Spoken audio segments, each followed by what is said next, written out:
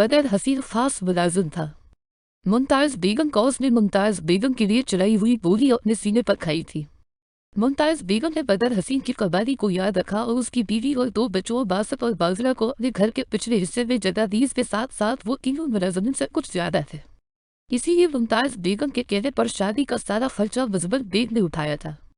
बदर हसीन और बल्कीस बीबी आपस में चर्चा दी थे। बल्कीस बीबी का मेका और ससुराल महाराज के गाँव में ही था। बासत और बेरिश आपस में खायरजार थे, जिनकी मंडली उनके पैदा होते ही तय पाई थी। तब किसी को पता नहीं था कि बासत बूढ़ा और बहरा है। बासत देखने में हसीन व जमील था। उसकी निस्बत बेरिश राम सी शक्ल व सूरत की देहाती लड़की थी। चंद साल बाद ही ये मंडली टूट गई थी, जब बेरिश के घर वालों को बासत की नाजूरी का पता चला था। बेरिश और बासत ने जवानी की दिलीज पर कदम रखे ही थे। उन्हीं दिनों महाराज के गांव में एक शादी के दौरान बेरिश ने बासत को देखा तो वो बासत को दिल दे बैठी।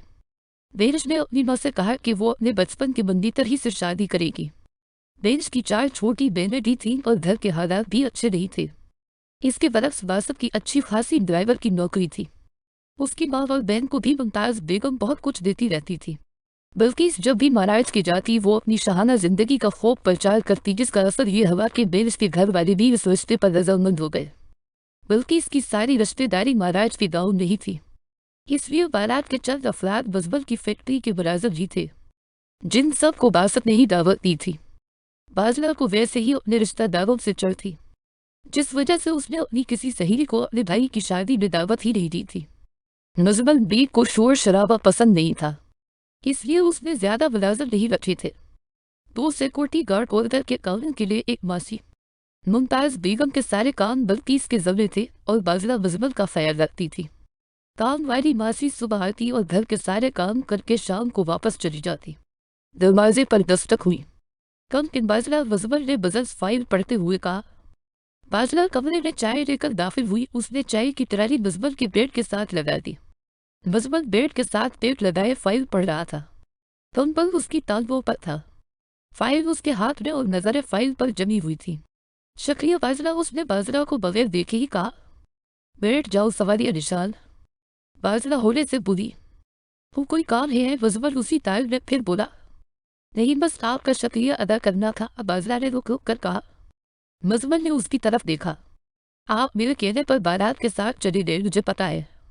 आप हरा गला पसंद नहीं करते, ज्यादा बोलते भी नहीं है, पर आज तो आपने कमाल ही कर दिया। आपने तो आज तकरीर ही कर दी। बाजला कर्सी पर बैठे बैठे नजरें झुकाए हुए बोल रही थी। नजमल ने दिलचस्पी से पूछा, जब आपने देखे जी कहकर लड़कियों को मुखातब क्या था?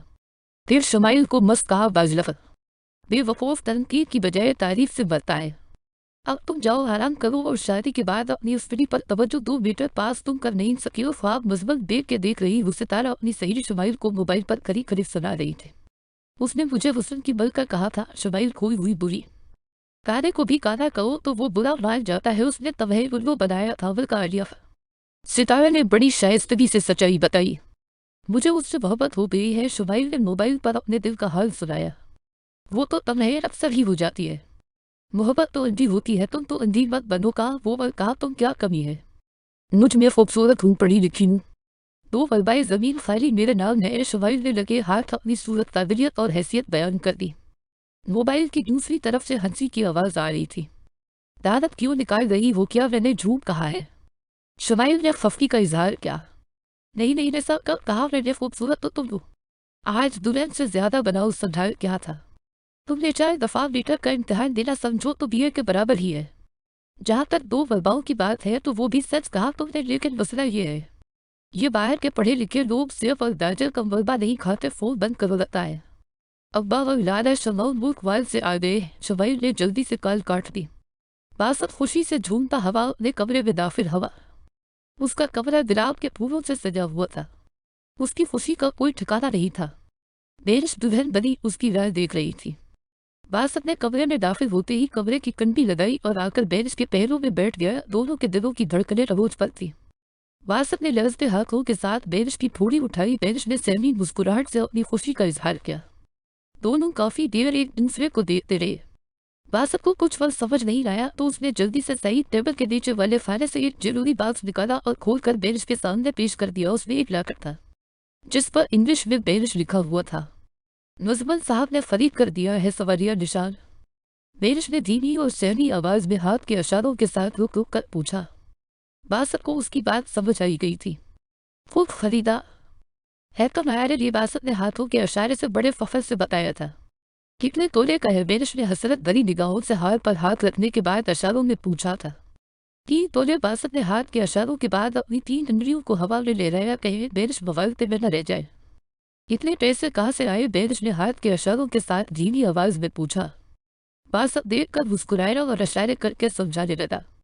फैक्ट्री में कमेटी डाली थी, वो निकली है। कमेटी कितने की थी सवारिया निशान? बेरिश इस बार बगैर इशारों के ही बोल पड़ी। बासत को बस उसके होंठ हलते हुए नजर आए थे।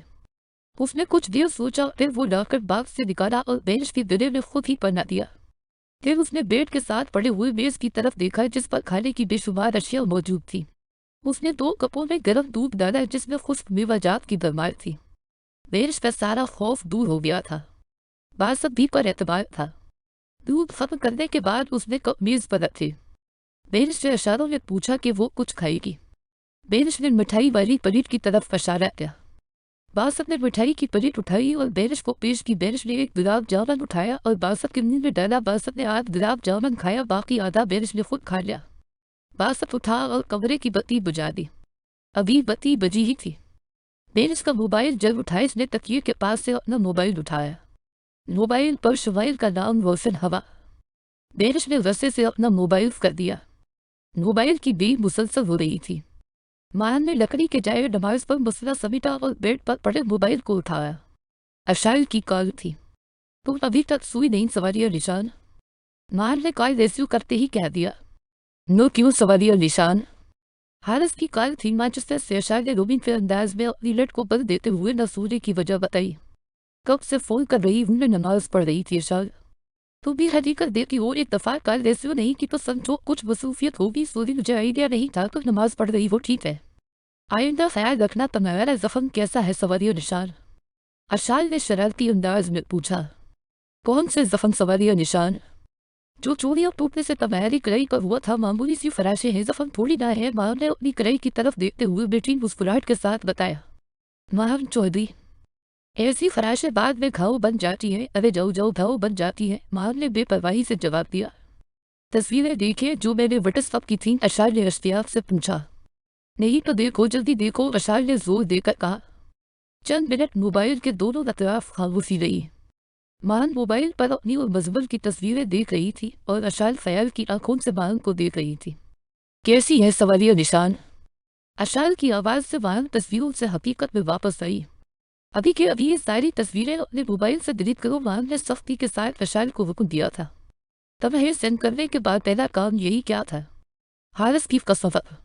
अशाइल ने संजीदगी से खुद ही हारिस की कसम भी उठाई। मान को पता था कि वो सच बोल रही है। मान, तुम्हें एक बात बताओ, तुम्हें मजबल बेर से मोहब्बत हो गई है? चल झूठी मान ने हंसते हुए कहा। फिर वह बस सोचा, फिर कहने लगी। तुम कैसे कह सकती हो सवालिया निशान? आफ्टर ऑल तुमसे सीना भूले कदर फ्याजी की मारक हो, मंगनी तो मेरी भी हो चुकी है। फिर तुम सीना कैसे हुई सवालिया निशान? अशाइल के चेहरे पर मुस्कुराहट बिखर गई मान की बात सुनकर। अशाइल मुस्कुराते हुए बोली, बहुत फर्क है भाई डियर माँ का।